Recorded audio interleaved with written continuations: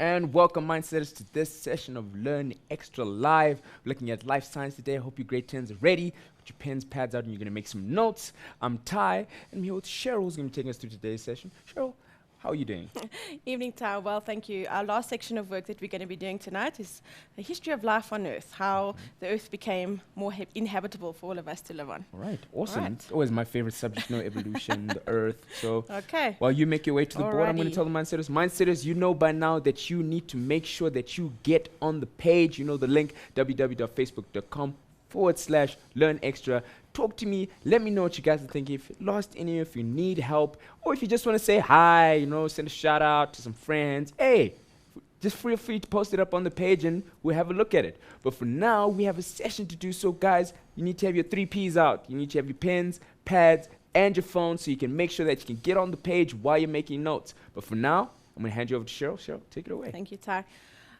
Good evening, grade 10s. This is the last series that we're going to be doing. It's the last part of your grade 10 syllabus. It's the history of life on Earth.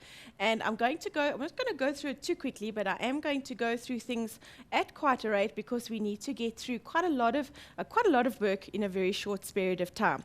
All right, let's just have a look here at the board. All right.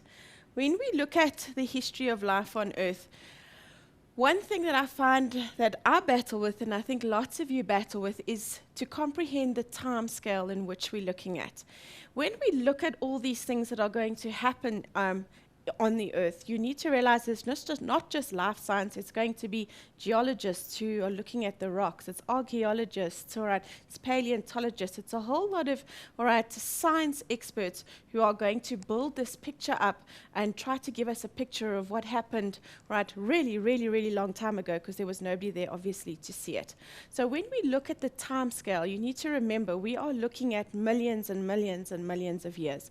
So when you need to look at how things change, you need to go out of your box that, for us, an hour, a minute, a day, or a week. All right, for some of us, a day, yesterday was just too long to remember. We're looking at a time scale that is out of this planet because we actually can't comprehend the things that happen. When we look at the history of the Earth, you need to understand that during the time of the Earth, certain events have occurred that ensure that either life is able then to form, or on the other hand, it can actually take away life. So what we're looking at is we need to find out and it didn't all happen just at once. It's a culmination of things. The Earth is never static. It's not just still. It's not always just, in this little zone where nothing happens. Things have happened on this planet that we can't even, I don't think we can perceive. All right. So what we're going to do is the first thing we're going to look at is what events actually shaped, life on Earth today. And it's not just one thing that happened at one time. It's a series of events that might have linked together, coincided, that brought about this change. The first thing that we look at, very important, okay, is how does it that the Earth became more inhabitable? In other words, how was oxygen produced? That photosynthesis is one of the key events that enables living things, obviously, to inhabit the Earth. Second thing we're going to look at is climate change, all right? Climate changing, the ice age has an effect. The dropping of temperatures, all right, the decrease in the oceans is going to have an effect on the living things that live there. Our third thing we're going to look at is geological events, all right? Those of you who do geography, you're also going to have a bit more clearer knowledge, but I'm sure you've done it before in grade 8 and 9, continental drift. Plate tectonics, where the Earth moves. It's not something that's static. And the last thing is that when it comes to seeing how the Earth has changed, lots of people use the physical evidence of fossils, all right? Fossils, we see that there were living things that lived a long time ago, all right, that are not living today. So that must have meant that there was different life forms long time ago. So let's start off with the first one. Our first one is photosynthesis. All right. If you can remember last week, we looked at classification. And we looked at the kingdom, all right, of bacteria. And remember we said that there were two kingdoms. Archaebacteria, which is our old bacteria. Remember I said to you, they're the Bear Grylls of bacteria. If it's inhospitable, if it's hot, if it's really, really cold, if it's salty, or if it's too acidic, that is where you're going to find them. Okay, and they were the first living forms, but they were not able, all right, to use carbon dioxide to make photosynthesis. I've put a basic little plan on here for you, all right, because maybe you haven't done, all right, photosynthesis this year. So just to give you an idea. So what's going to happen to photosynthesize? What happens is organisms need to be able to use carbon dioxide and water. And in a specialized process, they are then able to make oxygen. So what happened is these archaebacteria gave rise to our newer bacteria, our eubacteria, our prokaryotes, the ones that are really able to live in all environments. And they were the first photosynthesizing organisms. In other words, they were able to take the carbon dioxide, which there was lots of because there wasn't any oxygen in the air, water, which there was lots of because most of our planet is covered in water, and they were able then to make oxygen. So now you make the logical step. If we can have high levels of oxygen, obviously far more living things can then survive, adapt, evolve, etc. But also with the oxygen, if you'll have a look at my next picture that I've put up, is ozone. Oxygen, they combine together and they form the ozone layer, which in turn, what does that do? Yes, it protects us from ultraviolet rays. So now you've got oxygen able to breathe, and second of all, right, the ultraviolet rays that penetrate the earth that were very harmful are now neutralized. So you have a much more hospitable, all right, environment. Our next thing that we're going to look at, all right, sorry, let's go back one more. If we have a look here at oxygen, and the reason why I put these in, all right, is that some of these oldest living photosynthesizing bacteria were found here in our country, in South Africa.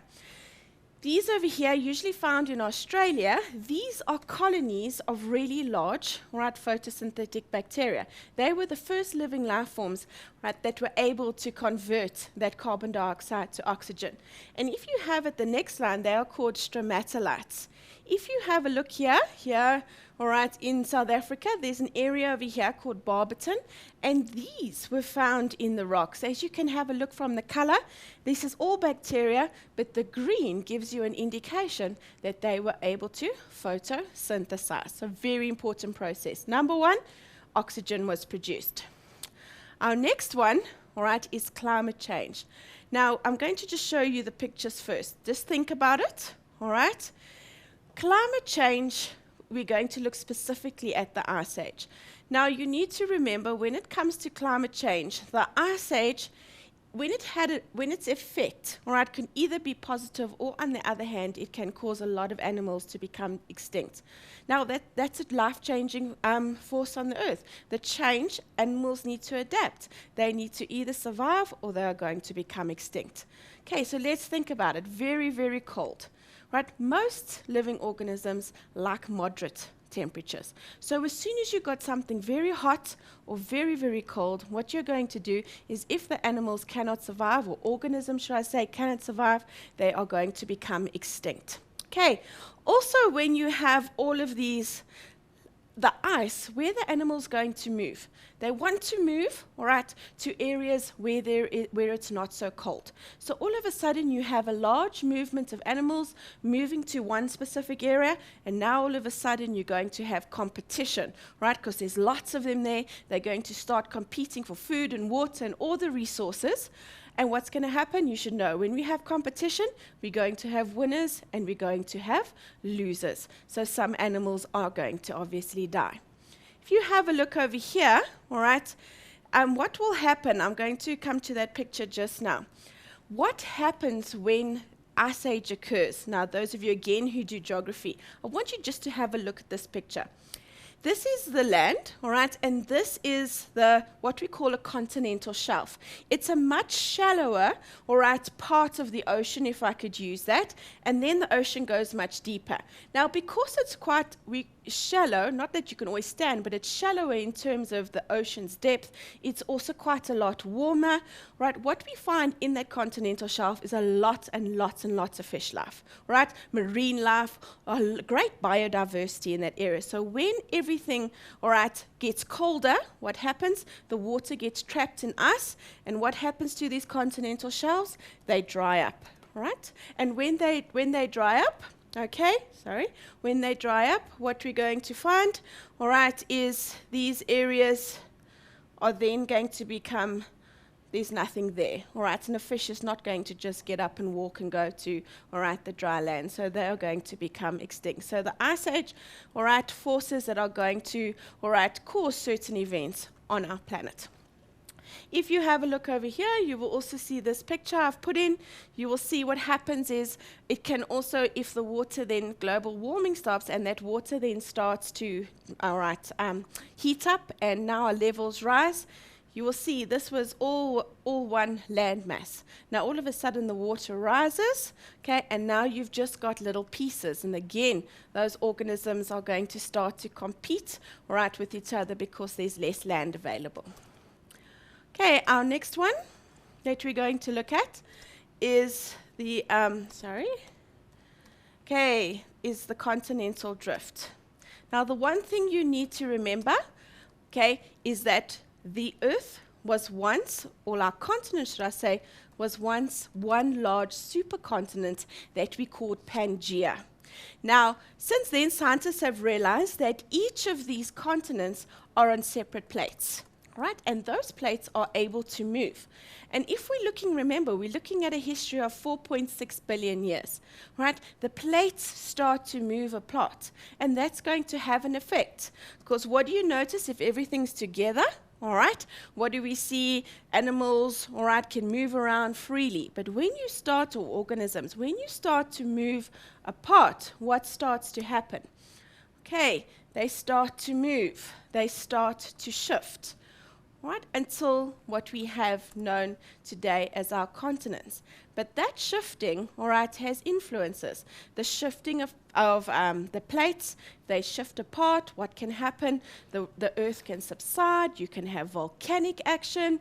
Also, when the plates collide together, you have mountain regions, which again changes the face of the Earth. So when we look here, all right, we notice a change in the landmass. Also, again, notice what happens. Some areas are cold, some areas are warm, and the majority of animals will want to be, all right, in the moderate warm temperatures. Okay, now when we come to this parting of the land, all right, geologists, all right, find that it affects, right, it has an effect on the way that things work. And this is a picture showing the ocean currents. It is essential that there is a temperature difference. I know that sounds a bit odd, but what it is, you need to have parts of the Earth that are cold, and you need to have parts of the Earth that are warm. Because if you have that distinction, water, like air, will move. Right? And when you have the movement, you have ocean currents. You do not want your ocean currents to be stagnant, because ocean currents bring in food, they bring in oxygen, they bring in nutrients. And if you don't have the ocean currents, then the ocean becomes stagnant. The word there is called anoxic. There's no oxygen, there's no food, and obviously the organisms there are either going to have to move away or they are going to die.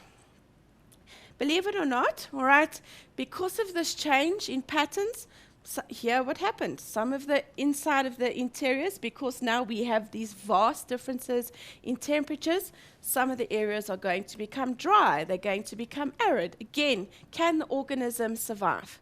If they can't, they're going to become extinct. As I said to you, one of the things with the plates moving apart is there's going to be a great amount of volcanic activity.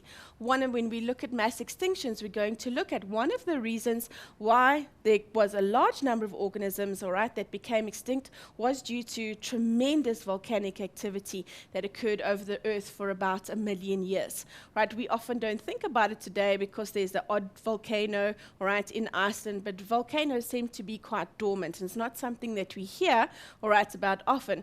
But believe it or not, most of the volcanic action is actually underneath the sea, right, where we can't see it, and there's mountain ranges that form from that. When you get to grade 11, you're going to look at this in more detail, but they use the moving of the planets to show, all right, how the organisms have changed on Earth. That is called biogeography.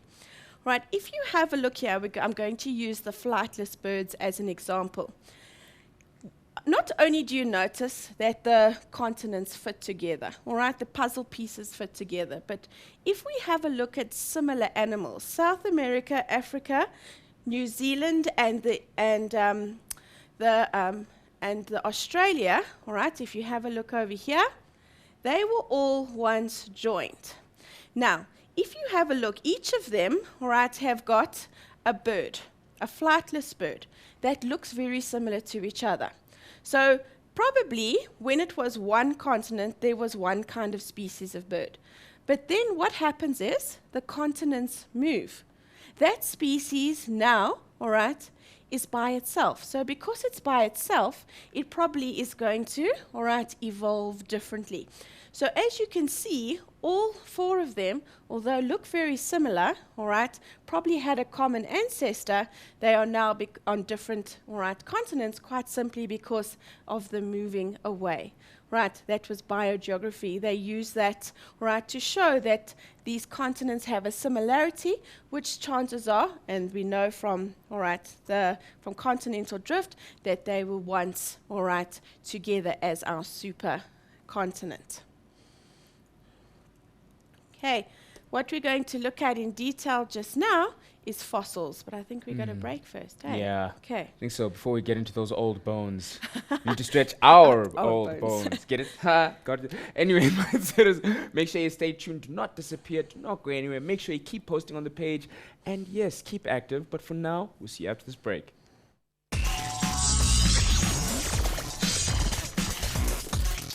And welcome back, Mindsetters. Hope you had a nice little break. You went and did whatever you had to do. Now you're here, you're paying attention, you've got your pens, pads out, and you're going to make some notes. It's so important to make notes. Remember, Mindsetters, that yes, we're gearing you up for your exams, so this is very important. So make sure you make those notes. But for now, we have a session to do. So Cheryl, take it away. Thank you, Ty. The next section that we're going to look at is fossils. And as I said to you before, if you have a look at what the terminology of it, the fossils are the remains of organisms that were once living. And the fossil record is used, all right, to show that there were living things on this earth long, long time ago that are no longer around. If you have a look here, I've put in a few examples. If you have a look at the bivalves over here, all right, the reason why I've put these 3 in is because they were all found in South Africa.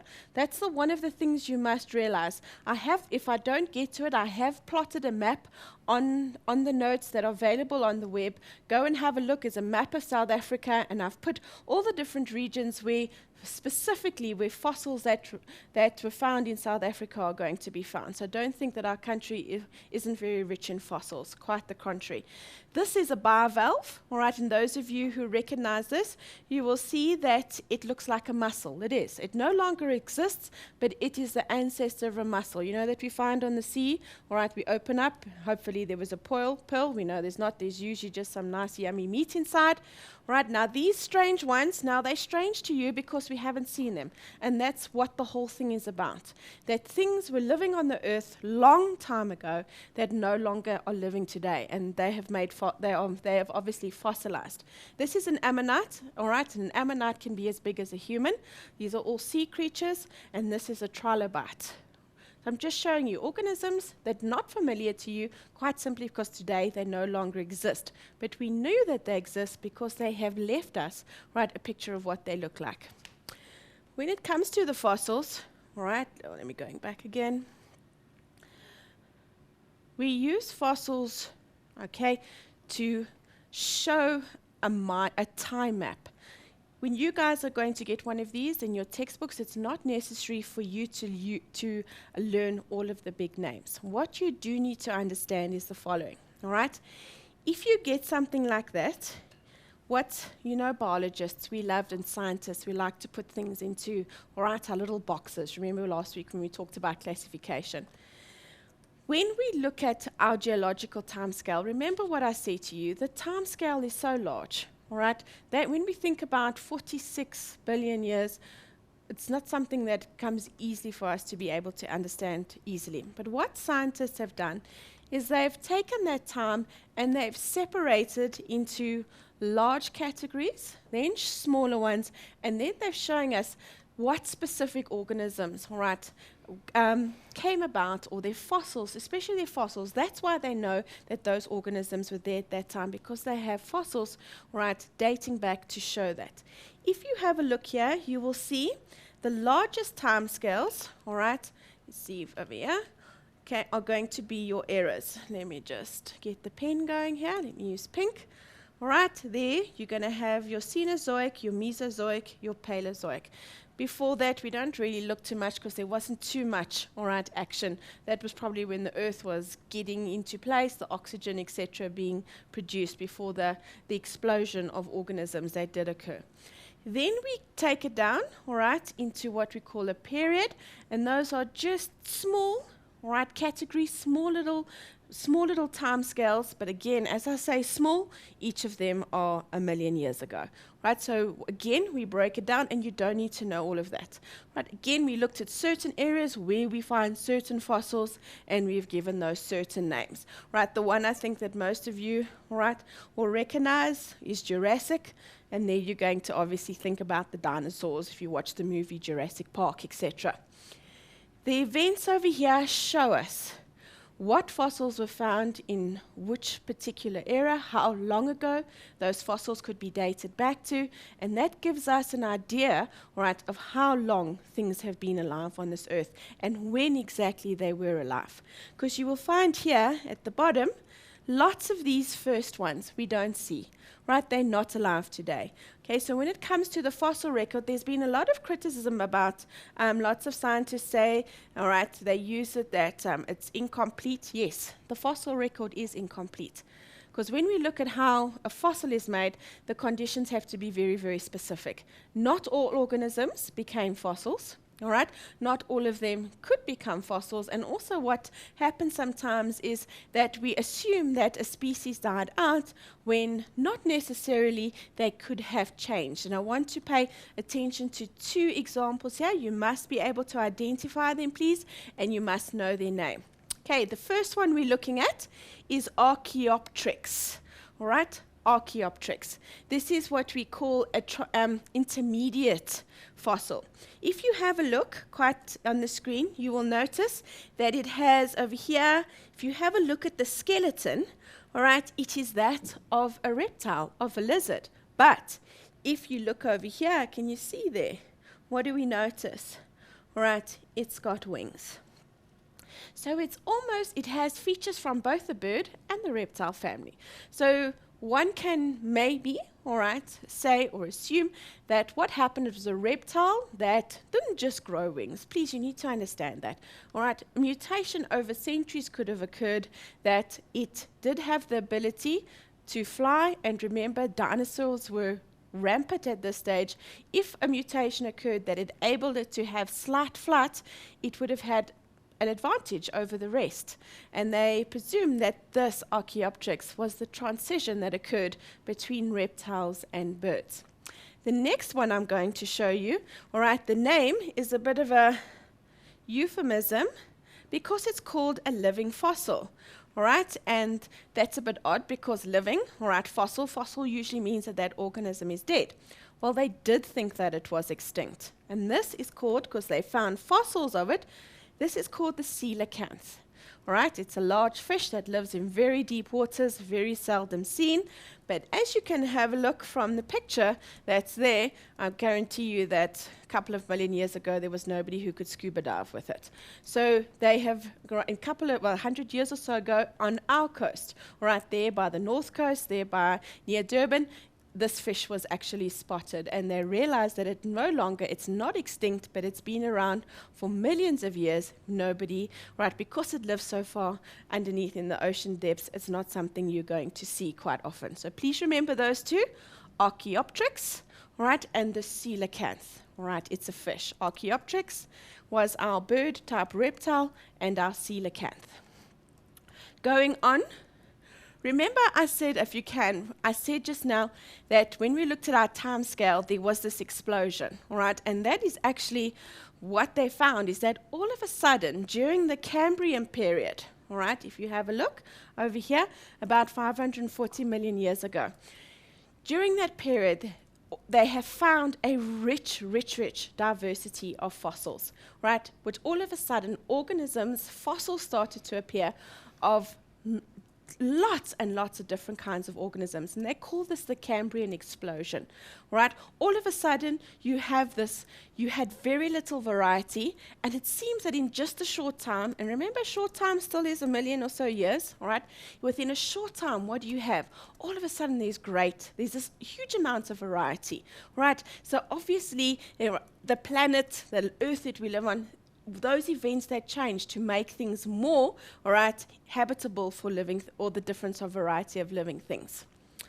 Okay, the next one we're going to look at. Okay, I want to show you this when we look at the fossils. I'm going to show you, start over here. I know for some of you, you battle to see how things can change. But what I've said to you is that the environment has changed. The earth has changed. Things have happened. We've had ice ages. We've had volcanic eruption. We have had global warming. All of these things, all right, boil down to the earth. Things are happening. And organisms that are on the earth have a choice. Adapt or die, if you want to give it. They don't consciously do it, but obviously they need to either adapt or they don't. And adaptation comes through genes. If you have a look at the first early horse, right, you can still see it's got 4 legs, right? And as I say to my kids, it wasn't once a butterfly and now became a horse, right? What happens? The environment was different. It used to live in forests, in small trees, in thickets. And when the environment changed, right, what happened was the forests no longer existed, and they were in these long grassy type fields, like savanna, like our grasslands here when we did biomes. Now, all of a sudden, you remember animals need to be able to survive. So now the environment has changed. How do they need to adapt? One, if they are taller, their legs are longer, what can they do? They can see in front of them. They can look over the grass, they can see predators. Now, if you have a look here, do you notice in the early foot structure, all right, we are going to find, if you guys have done the skeleton, what do you notice? Oh, okay, we find the same here. We've got the tibia and the fibula. There we got the tarsals and the metatarsal. So my leg, pretty much, all the bones in my leg pretty much look the same as the horse. But what do we notice over time? Right, it's not a huge change, right? Instead of having separate ones, we put them together. And when we put them together, what have we got? Speed. So now all of a sudden, if a horse can see predators and it's fast, it has a greater chance of survival. And what's it going to do? It's going to pass those genes on. So if we have a look over a large time span, it hasn't increased from a different organism. It hasn't turned into a lion or something, right? Certain characteristics have just changed in order for it to survive. I've put these ones in for you over here. You're going to look at it in much greater detail in grade 12, but these are the human evolution, all right, where we show the earlier skulls, right, of hominids, of organisms that were able to walk upright, and how each of them changed. And the reason why they put in the skulls generally is because what happened, they became bipedal, they could walk. So that changed a whole lot of, right, the human evolution. I'm not going to go into it too much, right? Just remember, if we have a look over here, you'll learn the name Australopithecus africanus, all right, and afarensis, because here on our continent, I wonder if you've heard of Mrs. Pless, all right? That was one of the most important fossils that were found. Those of you who've been to Maropeng, they're in the cradle of humankind, you will see there's a lot of fossils. South Africa is rich. Sterkfontein Caves, rich in the fossils, especially human ones. Okay, let us carry on. Now, as I said to you earlier, the earth changes. When the earth changes, all right, these environments that change, animals are not always going to survive. Okay, please understand that animals going extinct is natural, right? Us hunting them and poaching them and shooting them and polluting, that is not something natural. But time has shown us, if I show you this, I've given you the ones over there, but I'm going to put it into a table. Okay. Let me go it up for you. All right. Oh, hang on. Okay. This shows, all right, that the different kinds of species on our planet. Now, if you have a look where each of these lightning strikes are, all right, what do you notice? Look at this. All of a sudden, there's a decrease. All of a sudden, the different variety of species, all right, a large amount decrease all of a sudden. All right. Now, when I say all of a sudden, I'm not talking about in one fell swoop. I'm talking about, again, our couple of million years. That is still quite a short time span. So here, events, usually geological events, have occurred. All right. And the environment has changed, and animals need to adapt, or they die, or they die just right from the event happening itself. So what you will notice at each of these mass extinctions, a mass extinction, large number of organisms, all right, that become extinct within a relatively short period of time. But what you will also notice after these mass extinctions, that all of a sudden it creates a way for new organisms to come to the environment. If I have a look at this table over here, all right, just so that you can get an idea, let me extend the page quickly. All right, okay, not going to work. If you have a look at 85% of all species, 82, 96, this was a really big one, the Permian, all right? Mass extinction, 76, 76. All right, so time has happened where the environment itself, all right, has caused animals to become extinct. So that's one right, I think. I think we should take a quick ad break. I need some water. Yes, so mindsetters, do not disappear, do not go anywhere. Make sure you keep on posting on the page. Guys, your posts have been awesome. I'm reading through them. And don't worry, we will get to some of them. But for now, we're going to see you after this break.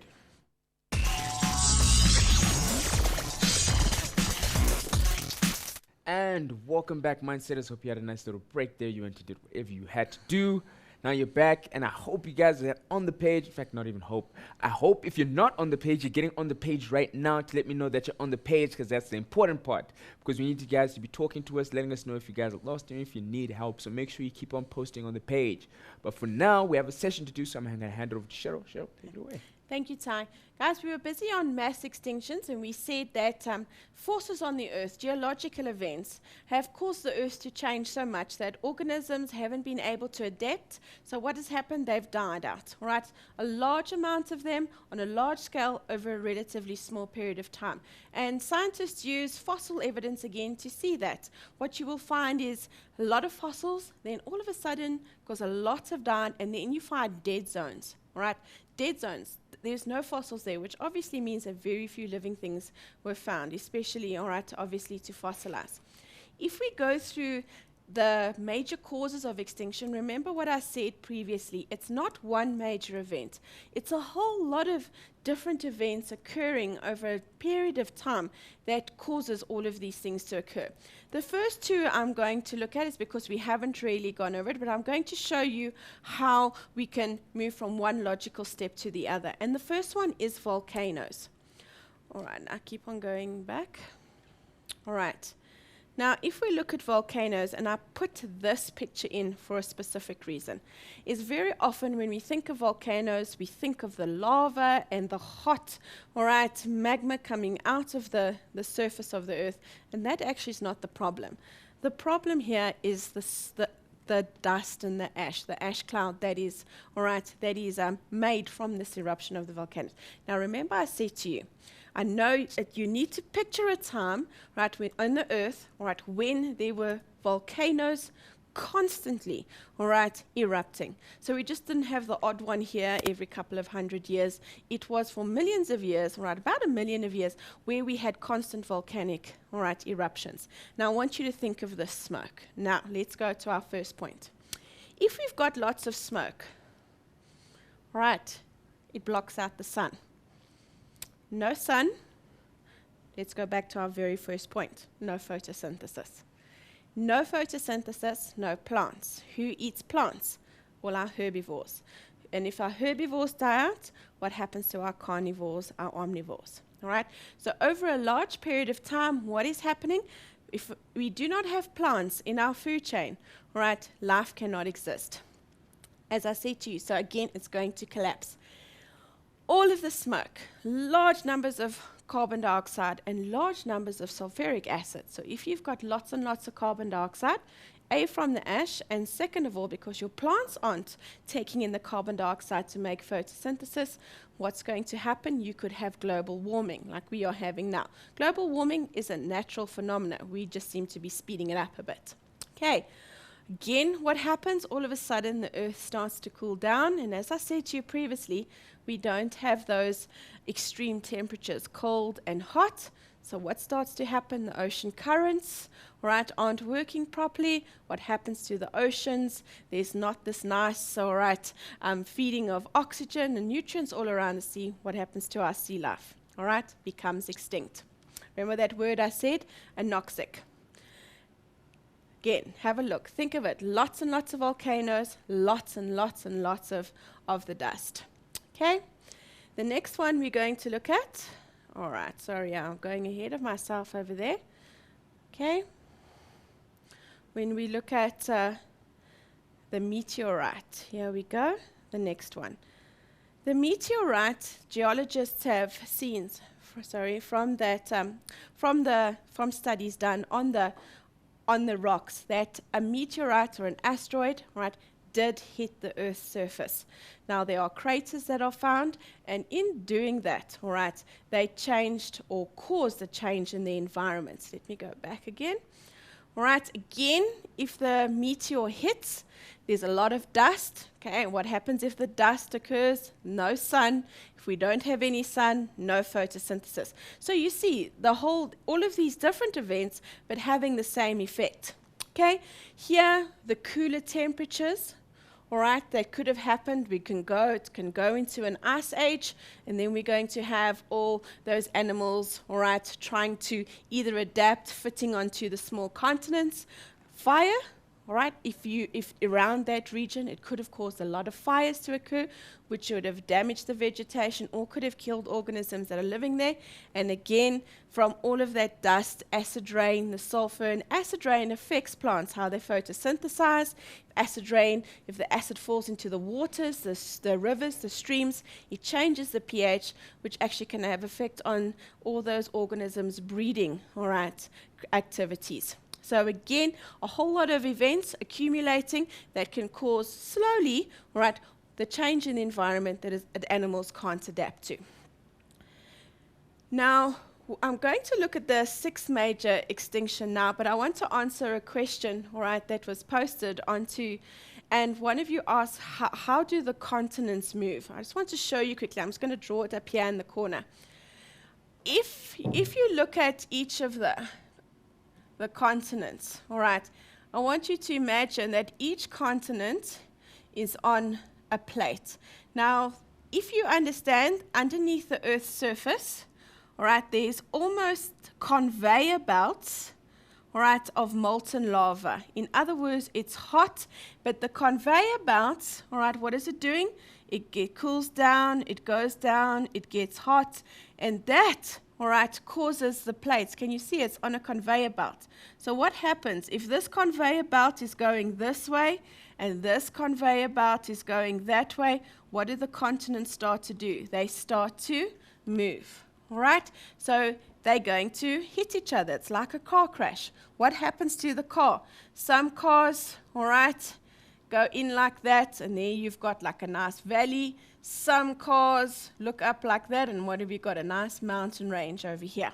So please understand that the plates do move because they are not fixed, all right? They're not fixed onto, all right, the earth. They have got, underneath, they've got these lovely conveyor belts, all right, which are moving them around, and they're moving as we speak. They can pull sideways of each other, all right? That's an earthquake. If they pull and all of a sudden they snap back, that increase in tension causes earthquakes, like those people who live, all right, San Andreas Fault there on America.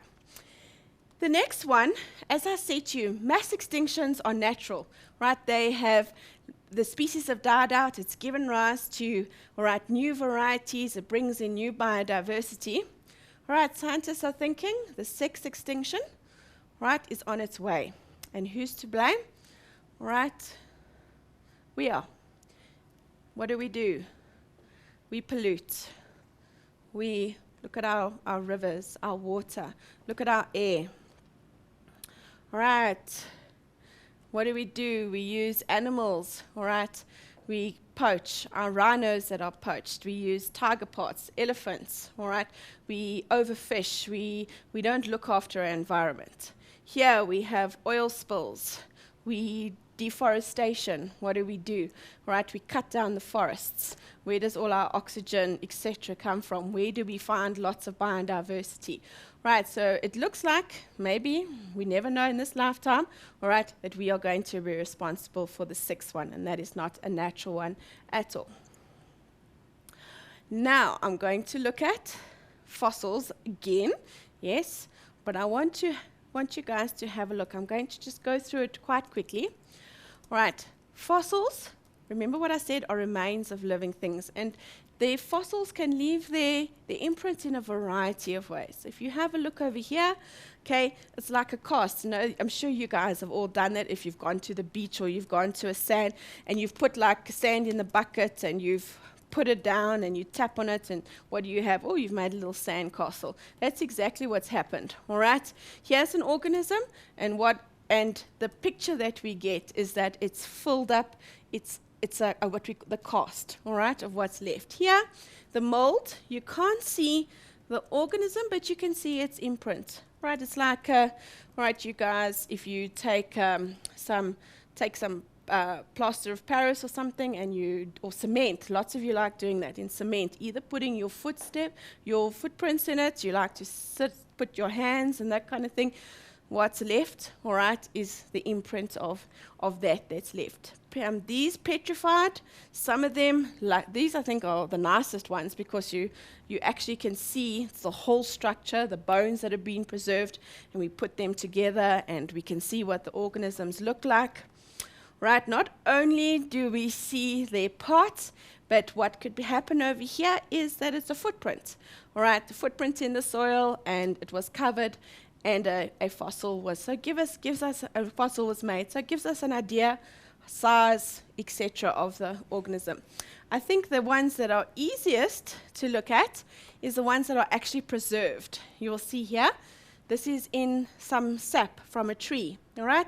Tree's resin, the insect has got inside, and it stopped the decomposition. So there we go, as it is, all right? You see everything. You don't really need to use your imagination. All right, this one over here is tar. If an organism falls in tar, the tar actually like hardens around it, and it stops any of the organism's parts from decomposing. So again, as you can see, there we go. Can you see those tusks over there? That you can see it's part of a mammoth, all right, that fell into one of the tar pits. And that's how it's going to stay. It's almost like it's fossil. It's like been struck by something, and all of a sudden it's frozen into place. Okay, this one, ice. those of you who do watch TV, and there was even a program on it, I think it was called Baby Mammoth in Ice, where they found a baby mammoth, all right, totally preserved, everything. Because it was so cold, all right, you know, you put things in the freezer to preserve it. Because it was so cold, every single thing about that organism was preserved. Okay, now that was the different kinds of fossils, so make sure you know those.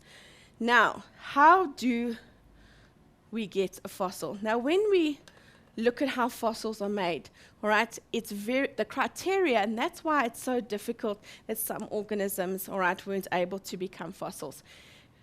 What happened is, and you'll see the first diagram over here, it needs to, most fossils occur where it was covered either with volcanic ash or with water, right? Because usually when an animal dies, it's exposed to the air. So what happens? All the bacteria, all right, are feeding on it, etc., and it decomposes. So nothing's left. All those nutrients are returned to the soil. Now, what we find is in sedimentary rock. Sedimentary rock, if you have a look over here, is layers, all right? So I'm going to give you, here's a layer over here. So here's my dinosaur, okay? It's whatever, it's whatever, it dies, okay? It's not a dinosaur, it's a funny little creature. Now it dies. Now, as it dies, all right, what happens? It gets covered with a layer of soil. Okay, sediment or ash, or if it's in a water, lots of the fossils that we see were covered in water because water is constantly moving. Now, what you've done, you've trapped it in here. Now, because you've trapped it, right, the bacteria can't really decompose. Okay, and what do we know? The Earth is not static. Another layer gets washed over, and another layer as the years go by, layer by layer by layer, all right? And each of those is applying pressure, all right, onto that fossil. Now, as you'll see, as I said, sedimentary rock, that means rock with different layers. Okay, so you're not going to have other kinds of rock that you do, all right? They are like some of your metamorphic rocks, that's all different. So now what happens is, now you have all these layers. Now the environment changes again, and now all of a sudden, what do? We have erosion. All right, so what happens? All of these layers, if I can maybe use this over here. Okay, there we go. What do? These layers start to move away. Okay, and if these layers start to move away, all right, and they move away, and lo and behold, what do we see? All right, what do we expose? We expose the fossil. All right, fossil fuels, I'm sure you've all heard of oil and coal. All right, those are plants that are fossilized. All our fossil fuels, oil, coal, and gas. Plants that also have died, layers on top of them, all right, they've hardened, and they then carbonize, and they are then, right, our fossil fuels. That's why we call them fossil fuels. Okay, so as you can see, there we go, the poor thing is dead, and what do we see? All right, all these layers on top of it, things move, right, the plates move, erosion, things happen, we know the Earth's not static, things change, and then what happens here? It comes to the surface. We've got all our little paleontologists digging away, and they then, all right, uncover the fossil. Okay, the last thing, all right. Okay, the last thing you need to do, because we're almost finished. When it comes to dating fossils, all right, there's two ways in which we date fossils. One is relative age, and the other one, all right, is radiometric date, is the actual age. Now, I want to put this picture up because I think it would be better to understand. All right? Okay? If the picture that I did just now, all right, I'm going to look over here. So if my organism died over here, all right, then that's the oldest layer. Then a layer comes on top, that will be, and each layer would be newer than the one. So I can say that this layer has the oldest fossil, and this would have the newest fossil. That's relative. Remember, the Earth can change. All right. The last one is radiometric dating, and that is where they use scientific principles, all right, in order to in order to date. That's with the decay. Ty, I think that's we finished. I hear a whisper Yes, in my we're ear already here. at the end of another session. Grade 10s, it's been awesome. Guys, keep on posting on the page. Keep using the page. Yes, unfortunately, this is our last Learn Extra for Life Science for this semester. But make sure you keep on using the page because we're going to be here for grade 10 Maths Lit tomorrow. So, mindsetters, keep using the page. Keep talking to each other. Help each other out. For me, this is where I want to say thank you. And thank you for joining us. And we will see you next time. Cheers.